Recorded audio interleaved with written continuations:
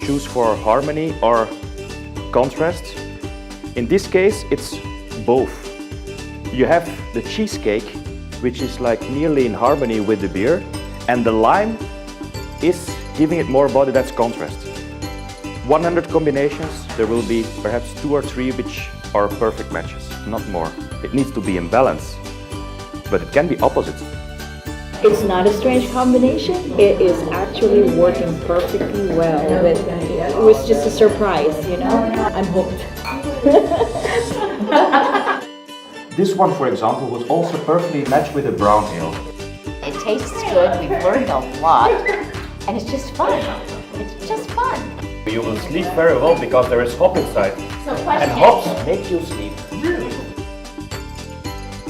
De meeste mensen hebben het nog niet gedaan en ik denk dat veel mensen ervan zullen verschieten hoe goed dat die twee dingen samen gaan. Het is zeker een aanrader. Cheers!